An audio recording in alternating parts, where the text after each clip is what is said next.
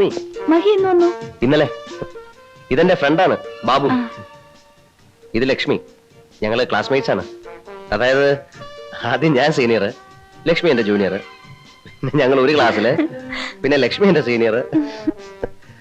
ഒരു സൂപ്രണ്ട് ആവശ്യം ഞാൻ ഇറക്കാം. വേണ്ട, ഇപ്പൊ ബസ് വരും. അയ്യോ, അതിലും എത്ര സുഖം ഇത്. കേറുന്നേ. ഒരു കൂട്ടുകാരി വരാനുണ്ട്. മഹി BA ജയിച്ചോ? ഇല്ല, പഠിച്ചോണ്ടിരിക്കുക. കറസ്പോണ്ടൻസ് കോഴ്സ് അല്ലേ? ഏതാ യൂണിവേഴ്സിറ്റി? ബറോഡ യൂണിവേഴ്സിറ്റി. അതിനാ സിറ്റി താമസിക്കുന്നേ. അതെ, പോട്ടെ.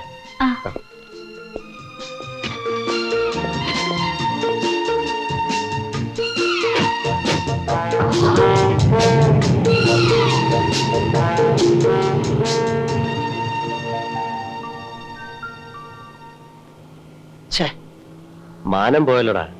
അവൾ എന്നെ കളിയാക്കാൻ തന്നെ ചോദിച്ചാ അല്ലടാ? അതെ അതെ. അല്ലല്ലയാ, എന്താ നിന്റെ ഡയലോഗിൽ ഒരു സോഫ്റ്റ് കോർണർ, ഒരു ശൃംഗാരം? പ്രേമം അവക്കോ? അല്ല, എനിക്ക്. അപ്പൊ അവളോ? അവള് പ്രേമിക്കും, ഇല്ലെങ്കിൽ പ്രേമിപ്പിക്കും. എവിടെ അടിച്ചും നിന്നായിരുന്നു ആ ഒറ്റ.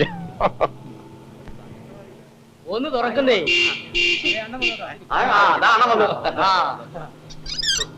ഇപ്പൊ തുറന്നല്ലോ അല്ലേ?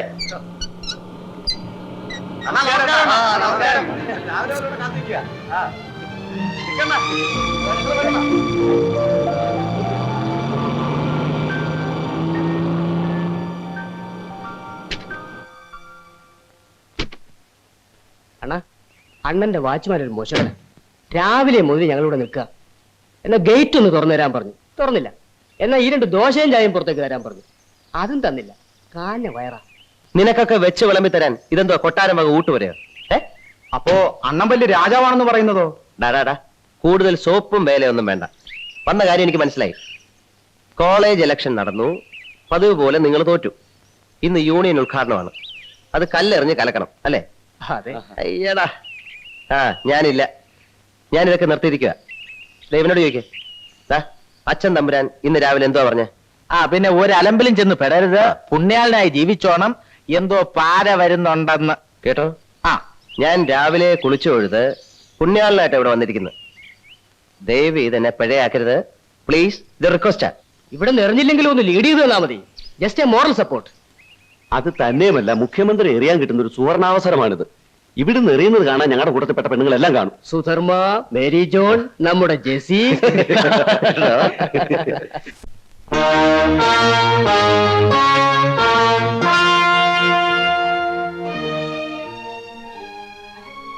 മിസ്റ്റർ നായർ ഇതൊരു തീരുമാനമൊന്നും പറഞ്ഞില്ല. അതെ, ഇത്രയും സമയം ഞാൻ അത് ആലോചിക്കുകയായിരുന്നു. തമ്പുരാനെ പോലെയുള്ള വലിയൊരാളൊരു കാര്യം പറയുമ്പോ എങ്ങനെയാ വയ്യാന്ന് പറയുന്നത്? പക്ഷേ എന്റെ പൊസിഷൻ കൂടി തമ്പുരാൻ ഒന്ന് മനസ്സിലാക്കണം. ഇലക്ഷനിൽ നമ്മുടെ കക്ഷി ജയിക്കുമെന്നുള്ളത് ഉറപ്പാ. അതിലെനിക്ക് ടെൻഷനില്ല. കാരണം പ്രതിപക്ഷത്തിന്റെ കുഴി അവര് തന്നെ തോണ്ടിയിട്ടുണ്ട്.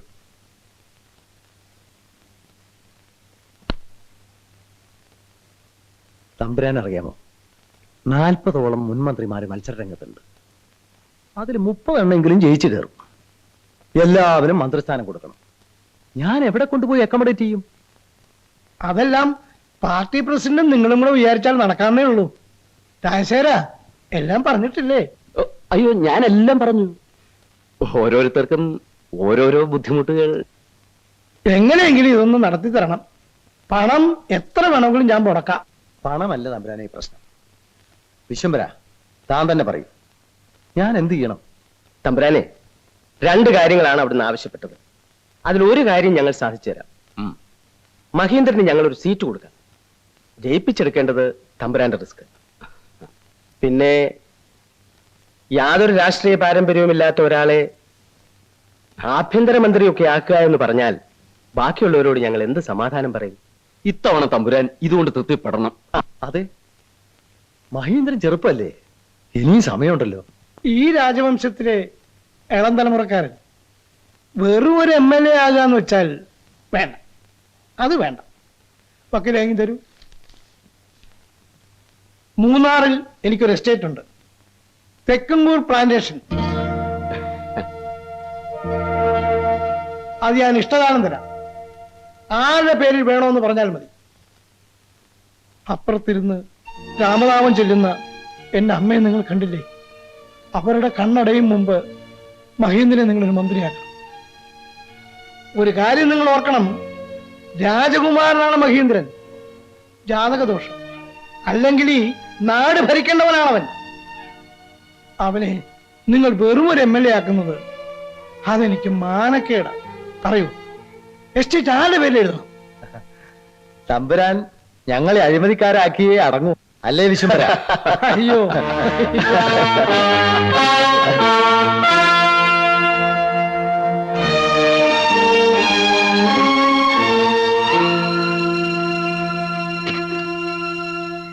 ഞാൻ വാക്ക് പറയുന്നില്ല. പോരാ, വാക്ക് പറഞ്ഞാൽ ഞാൻ ഗണിച്ചിരിക്കുന്നു. ഒരു ഒറ്റ വർഷത്തേക്ക് നിങ്ങൾ അവനെ കസേരയിലൊന്ന് ഇരുത്തിയാൽ മതി. അത് കഴിഞ്ഞ് എടുത്ത് കളഞ്ഞോളൂ. തമ്പുരാൻ ഞങ്ങളെ വിഷമിപ്പിക്കും. ആട്ടെ, മഹീന്ദ്രൻ ആളെങ്ങനെയുണ്ട്? ഞാൻ കണ്ടിട്ടില്ല. നാളെ അവനെയും കൂട്ടി ഞാൻ TV-യിലേക്ക് വരാം. രാഷ്ട്രീയത്തിൽ ഇറങ്ങാനുള്ള യോഗ്യതകളൊക്കെ ഉണ്ട്. ശരി, പോട്ടെ.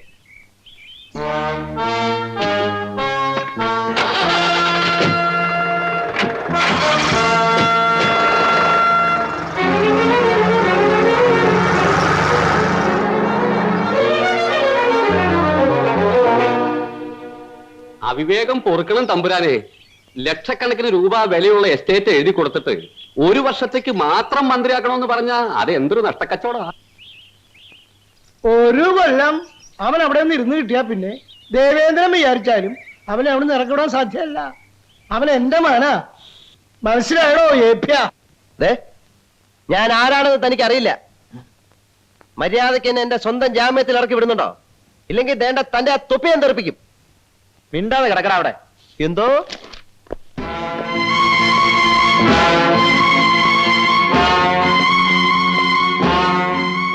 അമ്മാവൻ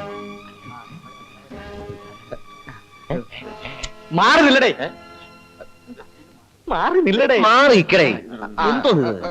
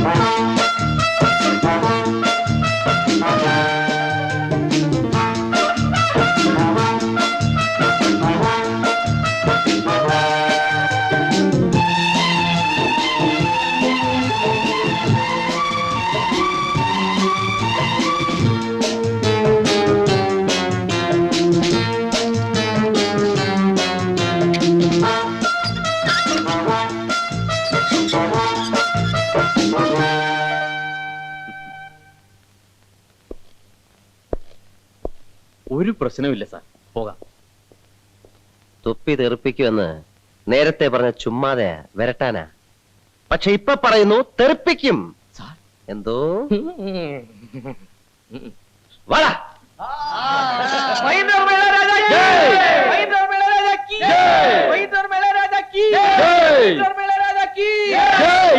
അമ്മച്ചി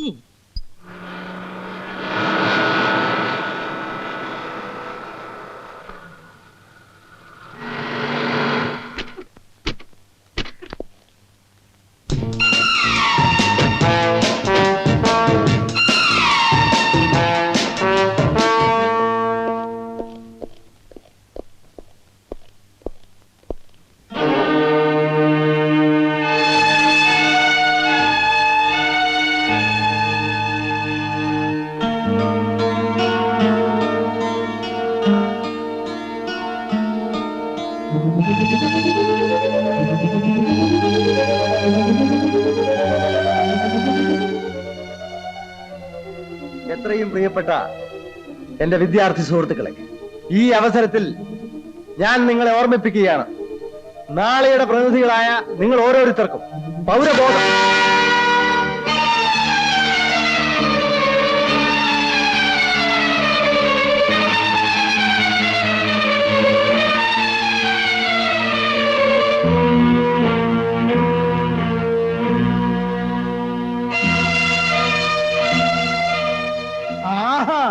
അപ്പൊ അത് ശരി, ഇവനാണ് എറിഞ്ഞതല്ലേ? വേണ്ട വേണ്ട, വഴക്കൊന്നും പറയണ്ട. രാഷ്ട്രീയത്തിലിറങ്ങാൻ യോഗ്യതയുണ്ടെന്ന് പറഞ്ഞതപ്പോ കറക്റ്റാ.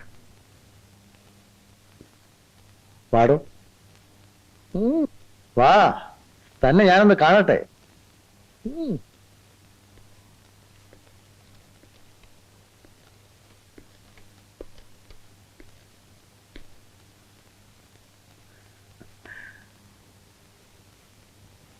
ഇരിക്കടോ.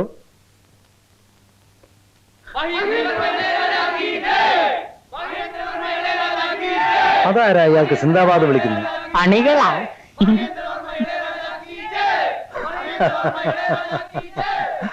നല്ലത്. പക്ഷേ രാഷ്ട്രീയത്തിൽ ഇറങ്ങാൻ ഇത് മാത്രം പോരാ. കുറച്ച് ഇന്ത്യാ ചരിത്രം, കുറച്ച് നമ്മുടെ പാർട്ടിയുടെ ചരിത്രം, സ്വാതന്ത്ര്യ സമര ചരിത്രം, ഇതൊക്കെ ഒന്ന് പഠിക്കണം.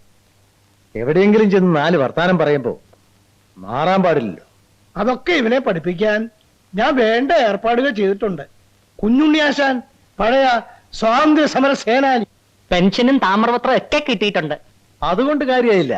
അക്കാലത്ത് ജയിലിൽ കിടന്ന പിടിച്ചുപറിക്കാർക്കും പോക്കറ്റടിക്കാർക്കും ഒക്കെ താമ്രപത്രം കിട്ടിയിട്ടുണ്ട്.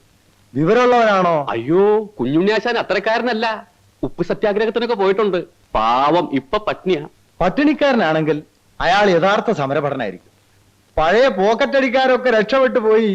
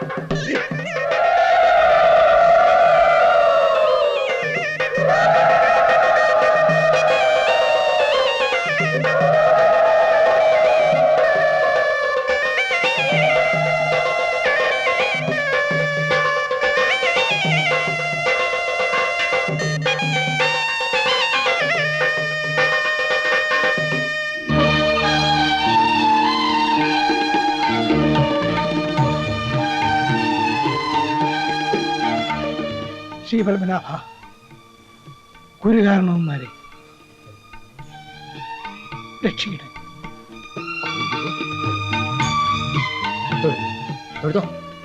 ഗുരുവായൂരപ്പാ, ആഞ്ജനേയ, കളരി പരമ്പര ദൈവങ്ങളെ. ഞാൻ അറിഞ്ഞില്ല.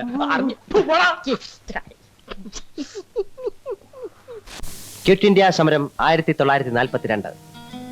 ക്വിറ്റ് ഇന്ത്യ സമരം 1942. ക്വിറ്റ് ഇന്ത്യ സമരം 1942. വാലിയൻ ജാലാബാഗ് 1919.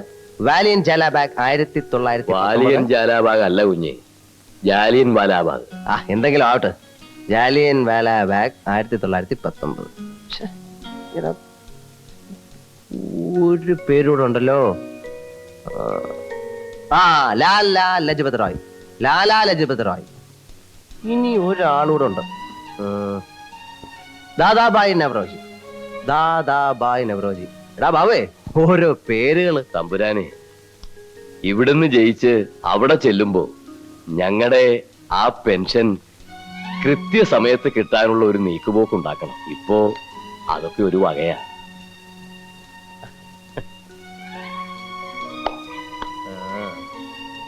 അതൊക്കെ ഞാൻ ഏറ്റാശാനെ. കുഞ്ഞേ, എന്തിനാടാ നീ ഇതൊക്കെ കാണാപ്പാടം പഠിച്ച് വിഷമിക്കുന്നത്? ദേ ഗാന്ധി സിനിമയുടെ കാസറ്റ്, ഇന്ത്യ ചരിത്രം കംപ്ലീറ്റ്, റിച്ചാർഡ് ബാർബറ. Richard Attenborough. പറഞ്ഞോലെ ഇത് മതിയല്ലോ. അപ്പൊ ആശാനെ, ആശാൻ പോയിട്ട് നാളെ വാ. ഇത് കളറാണ്. പിന്നെ കളറ്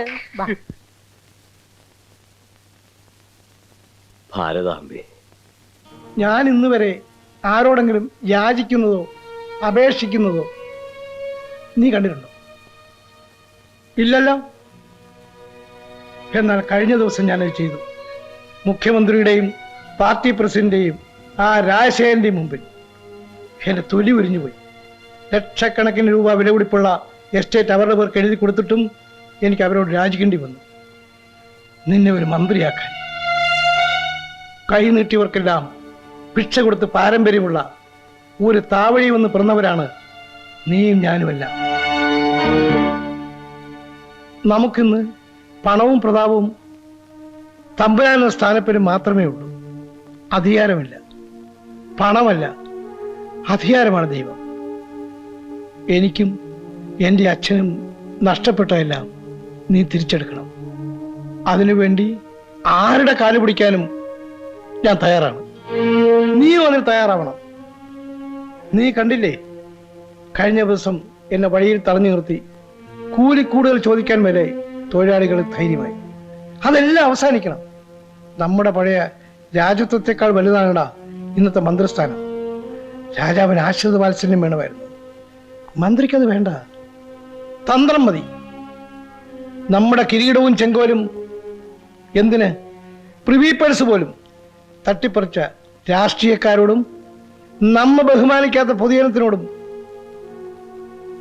നീ പകരം ചോദിക്കുന്നത് കണ്ടിട്ട് വേണം എനിക്ക് മരിക്കാൻ. ഞാൻ പറഞ്ഞതെല്ലാം മഹേന്ദ്രന് മനസ്സിലായല്ലോ അല്ലേ?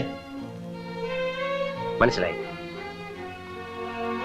അച്ഛാ, നാളെ പ്രചരണം തുടങ്ങുകയാണ്. നമ്മുടെ എസ്റ്റേറ്റിലെ സമരം അവസാനിപ്പിക്കണം. കാരണം അവരും ഈ നിയോജക മണ്ഡലത്തിലെ വോട്ടർമാരാണ്. മിനിമം കൂലി 11 രൂപയല്ലേ അവർ ഡിമാൻഡ് ചെയ്യുന്നുള്ളൂ. നമുക്ക് 12 രൂപ വെച്ച് കൊടുക്കാം.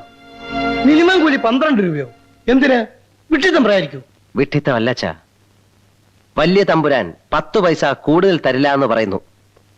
അച്ഛൻ എതിർത്തിട്ടും 2 രൂപ കൂടുതൽ തരാമെന്ന് പറഞ്ഞ് ചെറിയ തമ്പുരാൻ സമരം അവസാനിപ്പിക്കുന്നു.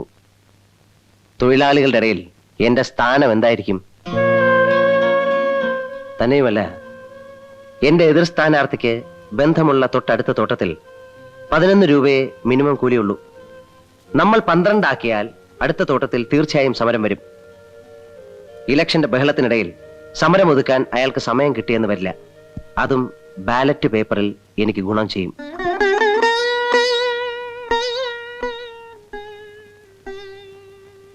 നീ എന്നേക്കാൾ മിടുക്കനാണ്. ജയൻ വന്നില്ല അല്ലേ? ഞാൻ നിന്നോട് പറഞ്ഞില്ലേ, അവൻ വരില്ല എന്ന് പറഞ്ഞു. എടാ, ഞാൻ വിളിച്ചെന്ന് പറഞ്ഞില്ലേ? ഒക്കെ പറഞ്ഞു. എടാ, അവൻ നമ്മുടെ എതിർകക്ഷിയാ. ഫ്രണ്ട്ഷിപ്പിനേക്കാൾ വലുതാണല്ലേ അവന് പൊളിറ്റിക്സ്. മതിയടാ മതി. നീ എന്താ അല്ലിമലർക്കാവ് പെണ്ണ് കാണാൻ പോവാ? അവിടെ അണികൾ കാത്തിരിക്കുന്നു. ആ, വാ.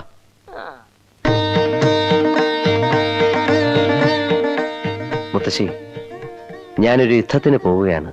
എന്നെ അനുഗ്രഹിക്കണം. ശ്രീ പത്മനാഭ ഭഗവാനെ, എന്റെ മോൻ എവിടെ പോയാലും ജയിക്കും.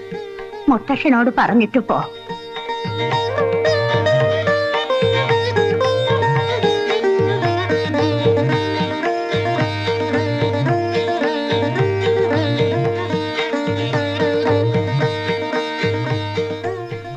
ശ്രീ പത്മനാഭനെ അനുഗ്രഹിക്കട്ടെ.